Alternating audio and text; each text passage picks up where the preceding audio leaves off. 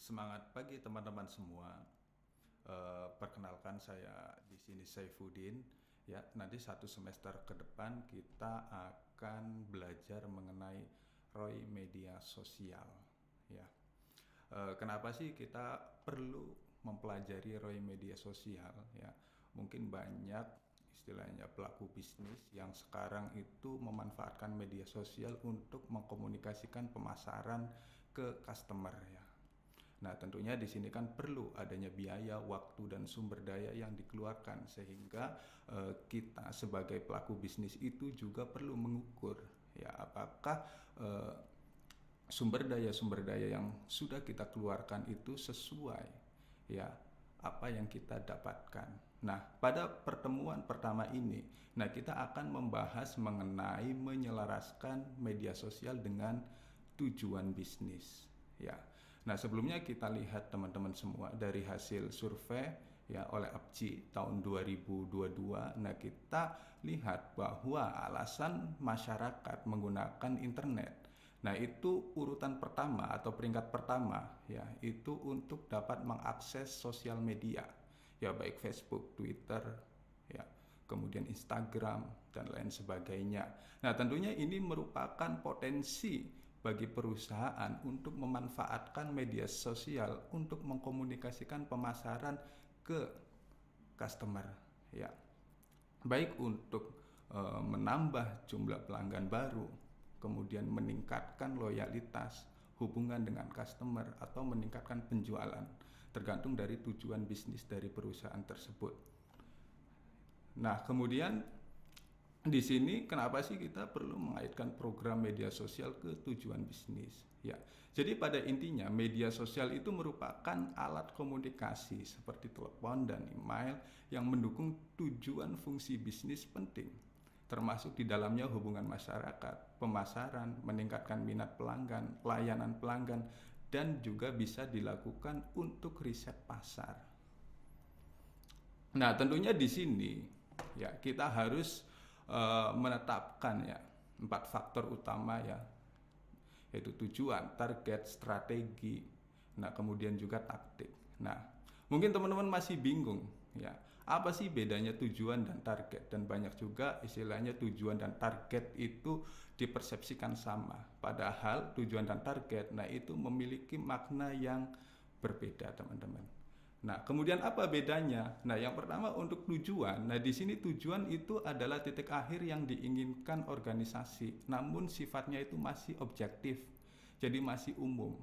Nah, sedangkan target, nah ini nilai spesifik yang ditetapkan untuk sebuah objektif dalam jangka waktu tertentu.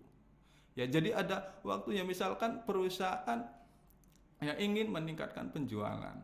Misalkan 20%, targetnya berapa lama. Jadi waktunya itu ada dan persentasenya juga jelas. Seperti itu teman-teman. Nah, di sini ya untuk contoh sendiri ya, misalkan perusahaan menetapkan nih ya tujuannya adalah meningkatkan transaksi pelanggan baru. Nah, kemudian berapa target yang harus dicapai oleh perusahaan tersebut? Nah, misalkan di sini berupa 100 pelanggan baru di kuartal pertama targetnya dengan menggunakan sosial media. Ya. Nah, kemudian yang kedua, ya ada tujuan perusahaan yaitu meningkatkan citra merek. Ya, tujuan perusahaan. Kemudian apa targetnya yang harus dituju? Nah, misalkan di sini ya targetnya adalah pergeseran dari rasio sentimen 1:4 antara sentimen positif dan sentimen negatif. Kemudian menggunakan media sosial, nah itu menjadi turun sentimen negatifnya, jadi 1:1. Nah, di saluran yang sama di akhir tahun. Jadi selama 1 tahun itu rasio sentimen negatifnya dengan rasio sentimen positif itu 1:1. Artinya apa? Artinya trust atau tingkat kepercayaan masyarakat terhadap produk tersebut itu sudah mulai dinilai atau dipandang positif. Gitu teman-teman. Nah, kemudian di sini juga kita harus menetapkan strategi dan taktik. Nah, tentunya strategi dan taktik di sini juga itu memiliki perbedaan. Tapi banyak juga orang mau, wah strategi ini dengan taktik ini sama, padahal dari segi definisi, nah ini keduanya ini memiliki perbedaan. Ya, kalau strategi di sini adalah rencana tindakan yang dirancang untuk mencapai suatu tujuan ya tertentu. Sedangkan taktik itu caranya itu bagaimana untuk melaksanakan strategi tersebut atau metode yang akan digunakan saat mengeksekusi strateginya. Nah, itu dengan pendekatan apa? Ya. Nah, misalkan langsung saja teman-teman ke contohnya. Nah, misalkan strategi ya. Strateginya itu untuk mendapatkan pelanggan baru saat ini, ya, yaitu menggunakan Facebook misalkan alternatif media sosialnya, ya, untuk meningkatkan jangkauan konversi, ya, untuk meningkatkan prospek menjadi pelanggan. Nah, sedangkan untuk taktiknya, nah di sini kita menggunakan dua taktik nih melalui Facebook tersebut, ya, untuk meningkatkan jangkauan dan konversi. Yang pertama adalah kita memberikan kupon diskon. Ya, untuk koneksi baru ya atau pelanggan baru ya, di Facebook pada pembelian online mereka yang pertama kita kasih diskon misalnya 20%, 30% ya untuk mendorong customer menggunakan produk kita. Nah, kemudian yang kedua, kita juga bisa menggunakan taktik dengan cara memberikan potongan harga. Misalkan harga produknya 20 US dollar, kita kasihlah potongan setiap pembelian online ya, potongannya 5 US dollar. Nah, melalui Facebook. Nah, ini adalah salah satu cara untuk meningkatkan penjualan. Nah, intinya dengan media sosial ini itu dapat membantu ya pelaku bisnis ya bagaimana caranya agar untuk mencapai tujuan. Gitu. Tujuan bukan hanya kita menerapkan tujuan, tapi juga perlu ya adanya pendekatan-pendekatan ya seperti yang telah dijelaskan, yaitu perlu adanya strategi, taktik ya yang harus kita terapkan. Nah, kemudian bagaimana cara membuat peta jalan dengan mengubah tujuan menjadi target? Nah, di sini ada 3 komponen utama. Yang pertama adalah tujuan itu sifatnya masih bersifat objektif. Nah, sehingga sulit untuk mendorong ke arah yang lebih spesifik atau yang diinginkan. Nah, sehingga perusahaan perlu menetapkan target untuk ya mencapai tujuan tersebut. Target harus dengan angka. Ya, misalkan targetnya berapa persen peningkatannya atau waktunya itu berapa lama. Jadi jelas arah kita. Misalkan menggunakan sosial media sebagai alat komunikasi pemasaran itu. Ukurannya nanti jelas. Ketika kita diukur ya menggunakan ROI media sosial, nanti jelas apakah berhasil atau tidak. Dan bisa juga dilakukan untuk evaluasi.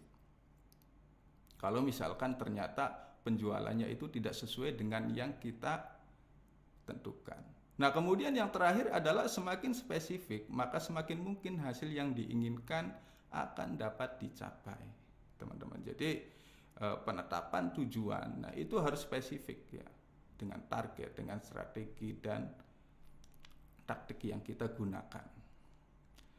Nah, kemudian di sini ya media sosial di sini, nah itu akan mempengaruhi fungsi-fungsi bisnis. Tentunya yang pertama adalah terkait masalah peningkatan penjualan. Ya, jadi melalui media sosial dapat mendorong ya customer untuk melakukan pembelian, apalagi didorong dengan adanya diskon, promo dan lain sebagainya melalui media sosial tersebut. Nah, kemudian juga di sini ada sumber daya manusia. Media sosial juga bisa dimanfaatkan ketika kita mencari SDM yang kita butuhkan ya sesuai dengan kualifikasi. Nah, kita bisa melakukan share ya lowongan pekerjaan melalui media sosial. Nah, kemudian yang ketiga di sini ya adalah hubungan masyarakat. Jadi media sosial itu nah bagaimana caranya meningkatkan engagement, hubungan masyarakat, customer. Misalkan kita memberikan promo atau apa, di situ kan memposting biasanya kan ada komentar-komentar. Nah, itu kita balas sesuai dengan gaya bahasa yang sopan dan santun untuk mendorong ya tingkat engagement masyarakat. Nah, kemudian yang keempat atau yang terakhir di sini adalah intelijen bisnis. Ya, jadi dengan adanya media sosial kita dapat melihat perilaku customer kita itu seperti apa. Nah, ini bisa dilakukan riset pasar. Bagaimana pola mereka, apa yang diinginkan oleh mereka. Disitulah kita akan memenuhi kebutuhan dan keinginan dari customer tersebut.